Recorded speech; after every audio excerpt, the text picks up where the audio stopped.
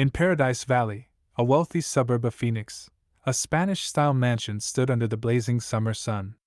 It was home to Jennifer Carter, where roses flourished in the garden she carefully tended, and weekends were filled with family laughter over home-cooked meals. Every morning at exactly 6 a.m., Jennifer started her day with a smoothie made from organic vegetables from Whole Foods Market, blended with protein powder. Her strict routine and disciplined lifestyle reflected her meticulous nature. As a real estate investment advisor earning $80,000 a year, she had built a solid reputation in her field. "Michael, my sister's family is coming this weekend, so I'll make a roast turkey," Jennifer called out to her husband as she adjusted her gardening hat, carefully pruning her roses. Michael, with his striking greenish-amber eyes, ran a thriving construction company. Though his schedule was packed, he always set aside time for Jennifer on weekends. His business, generating over $1 million in annual sales, was proof of his dedication. Ashley's due any day now. "How's she holding up?" he asked. "I spoke to her yesterday. She seems fine. I guess all those years of modeling taught her how to take care of herself." Jennifer and Ashley couldn't have been more different. Jennifer was structured and steady, while Ashley had a bold, extravagant nature. After leaving the modeling industry, Ashley had settled into life as a housewife, married to David, an investment banker. Despite their differences, the sisters remained close, holding on to their tradition of weekly family dinners. Every Sunday afternoon, after attending service at North Phoenix Baptist Church, their families gathered for brunch. The table was always filled with Jennifer's homemade quiche, French toast, and fresh fruit. Between bites, the sisters would share their struggles, and one subject always weighed heavily on them: fertility treatment. Jennifer had been married for 10 years but remained childless. Weekly visits to Mayo Clinic and every treatment covered by Blue Cross Blue Shield Arizona had led to nothing. Ashley, after her own difficult journey with fertility treatments, was finally expecting. In the stark white walls of the examination room, the doctor spoke gently. "Mrs. Carter, your health is in good condition. Let's stay positive and continue the treatment." The smell of antiseptic lingered as the afternoon sun streamed through the window. Later that day, after a stop at Kierland Commons for groceries, Jennifer sat on the terrace, sipping iced tea. Gardening with Michael over the weekends had become their routine, a small moment of peace. But lately, Michael had been working late, sometimes past 10 p.m. Still, the trust they had built over a decade of marriage remained unshaken. As the scorching Phoenix sun began to set, the rich aroma of roasting turkey filled the house. Jennifer stood at the kitchen island, chopping organic vegetables when her phone rang. "Ashley? What's wrong?" "I think I'm in labor. I'm heading to the hospital." Ashley's voice was tense. Jennifer froze. "But you're still 2 weeks early. Where's David? I can't reach him at work. Please come." Jennifer didn't hesitate. "I'm on my way." Abandoning dinner preparations, she grabbed her keys and rushed out. As she drove through the upscale neighborhoods toward Phoenix General Hospital, the glow of twilight cast long shadows over the golf courses and gated mansions.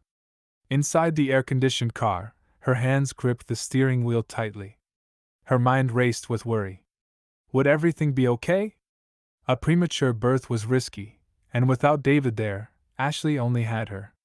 Inside Phoenix General Hospital, the obstetrics ward buzzed with routine activity. The bright afternoon sun reflected off the white-tiled floors, adding a strange tension to the air. Nurses moved swiftly, their efficiency blending into the hum of medical equipment. The waiting room television played a Major League Baseball game, though no one paid attention. The cool blast of air conditioning did little to calm Jennifer's nerves. Then, the nurse finally appeared. "Mrs. Morrison's delivery was successful."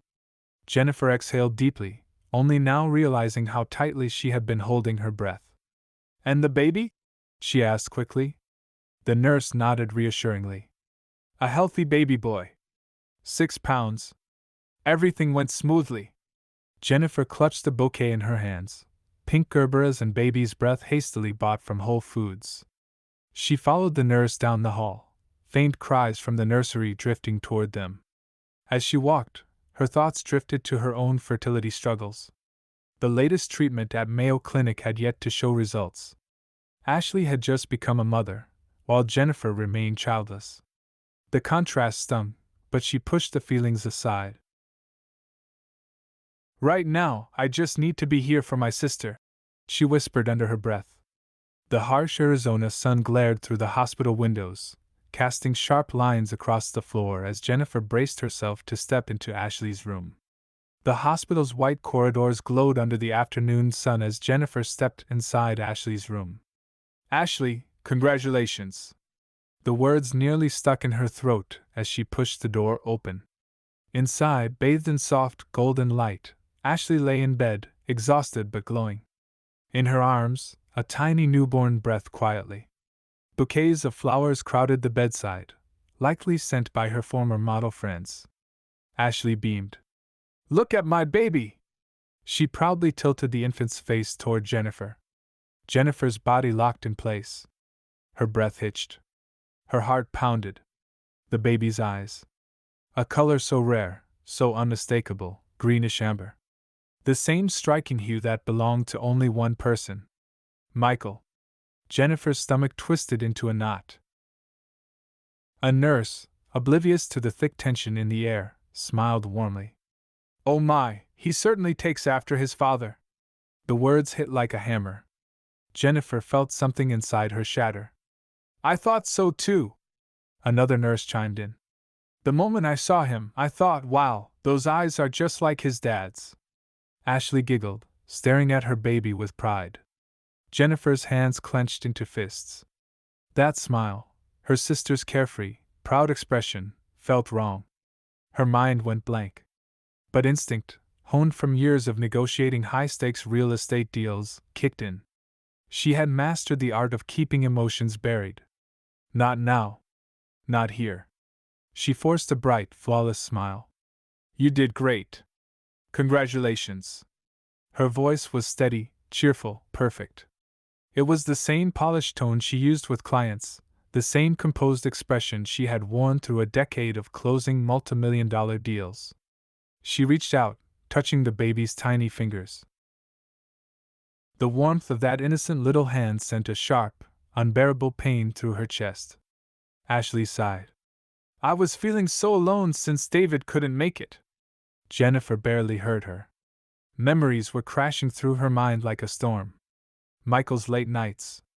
The sudden changes in their holiday plans. Ashley's calls, always checking in but never really saying anything. 9 months. Every odd moment, every small lie, it all clicked into place like a perfect puzzle. Jennifer stepped back. She needed to get out of here. "I just remembered something I need to do." Her voice remained even. Ashley frowned. "Already? But you just got here." Jennifer placed the bouquet on the table, the pink Gerber standing in stark contrast to her sister's betrayal. "I have a work deadline. I'll visit again soon." She turned and walked out. Down the corridor. Into the elevator. Through the hospital doors. Her body moved, but she felt detached. Like she was watching herself from a distance. The moment she reached the parking lot, the dam broke. Collapsing over the steering wheel, she gasped for breath as silent sobs racked her body. Anger. Betrayal. Heartbreak. She couldn't even name what she was feeling. Luxury cars gleamed in the setting sun, a world continuing as if nothing had changed. But in the driver's seat of one, a woman's entire life had just been ripped apart. And yet, beneath the overwhelming flood of emotions, her mind was already calculating. This wasn't just devastation. This was war. She wiped her tears and reached for her phone. A call to the bank. Her voice came out eerily calm. "I need to check my accounts immediately." On this scorching summer afternoon, inside the sterile white walls of Phoenix General Hospital, a quiet but ruthless plan for revenge was beginning to take shape. Jennifer stepped into her home at precisely 5 p.m. Michael wouldn't be back for a while. She had time. She had to use it well. Stay calm. Be methodical. She whispered the words to herself as she powered on the study computer. Michael was careless with security. His passwords were laughably simple: their anniversary, his birthday. How ironic. With a few keystrokes, she was in. Emails. Messages. Bank statements. Everything laid bare. 2 years. 2 years of lies. Working late tonight. Dinner with clients. Weekend business trip. Now, every excuse was crystal clear. Credit card statements showed regular stays at the Phoenician. A luxury hotel, booked under a name he thought she wouldn't notice. High-end brand purchases, jewelry, expensive gifts, all for Ashley. He had played her for a fool. They both had. But it wasn't just an affair. It was a long-term deception. Her fingers tightened around her phone as she dug deeper. Photos. Hidden folders. Text message histories. All the proof she needed. Her hands shook, but not from grief. There was no room for emotion now. She dialed. Mr. Harrison, I need urgent legal consultation. Her lawyer's voice was professional, steady. He walked her through Arizona's community property laws. Half of everything belonged to her. Michael had spent years running his business, too distracted to pay attention to their finances.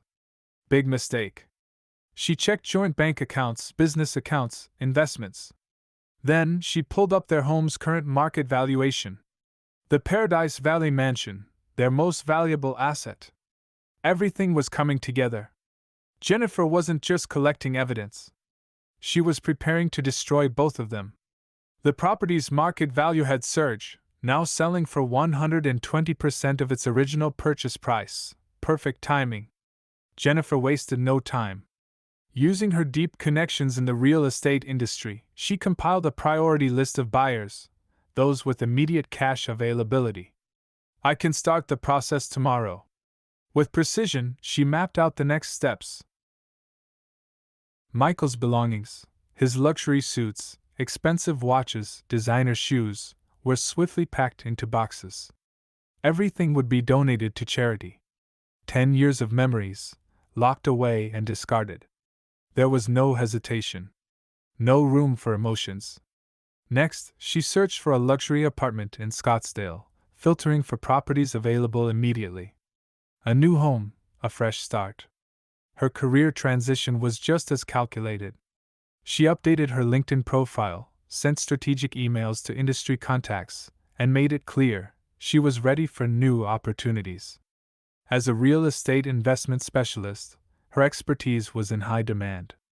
By evening, the house sale procedures were set in motion. A meeting with real estate agents was scheduled for the following morning. The strong professional trust she had built over the years ensured a quick sale. And as the final step, she devised a plan to erase this house completely, to clear the land entirely. The home Michael had loved so much? Gone. The front door lock clicked. With a perfect smile, she greeted him in her usual warm tone. Welcome home. Ashley had a boy. Michael's expression froze for a split second. Jennifer pretended not to notice. Oh, that's wonderful, he replied, his voice slightly unsteady. He didn't see the cold, calculating rage hidden behind his wife's eyes. 1 week later, everything had gone according to plan.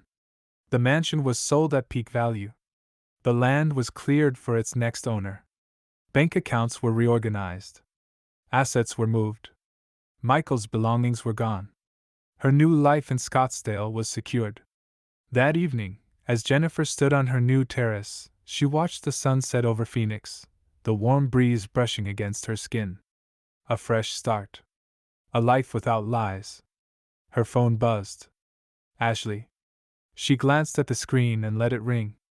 A quiet smile touched her lips. Let's wait a little longer. The phone rang again and again, but Jennifer felt nothing but peace. This wasn't an ending. This was a beginning. 2 weeks later, Jennifer sat in her penthouse apartment overlooking Phoenix. The room was still sparsely furnished, but the emptiness felt light, freeing. That morning, a letter arrived. From David Morrison, Ashley's husband. Sitting in a designer chair by the window, she unfolded the letter. The sunlight illuminated the crisp white paper, each word written in David's precise, deliberate handwriting. Jennifer, I can't keep this secret any longer. 3 years ago, I was diagnosed as infertile. The doctors were clear. I could never have children. Jennifer's grip on the letter tightened. I didn't tell Ashley. I didn't want to shatter her happiness. That was my mistake. When she announced her pregnancy, I knew something was wrong. But I stayed silent. Her hands trembled slightly, but she kept reading. I knew whose child it was. Michael and Ashley's relationship began 2 years ago. I knew everything, but I chose to look away. I was a coward. But then you acted. And because of that, everything collapsed. Michael lost everything. Ashley lost her safety net. And I finally found the courage to tell the truth. Jennifer set the letter down, exhaling slowly. Her phone vibrated. Ashley. A message appeared. Sis, please listen. Please. There was an audio attachment. Jennifer pressed play. Her sister's shaking voice filled the room. It was all my fault. I was jealous of you. Your perfect career. Your perfect marriage. You were always my role model. It was too much. I seduced Michael. I planned everything. When I found out about David's infertility, Her voice broke. In the background, the soft cry of a baby could be heard. I wanted to ruin your happiness. But now, every time I look at my child, the guilt is unbearable. It's tearing me apart. The message ended abruptly. Jennifer's phone lit up again. Michael. She let it ring. A voicemail notification appeared. She hit play. Jenny, please. Listen to me. I was weak. I should have stopped Ashley. But I was exhausted from our fertility struggles. And she reminded me of you. No. That's an excuse. The truth is, I made a terrible mistake. Jennifer picked up David's letter again. The final lines gleamed in the light of the setting sun. Our marriage was already broken. Ashley's jealousy of you, it had always been there. From the very start, I knew this would happen. At the end of the letter, a medical document was attached, David's hospital records. Undeniable proof of his infertility. That night, Ashley called again. This time, David was on the line too.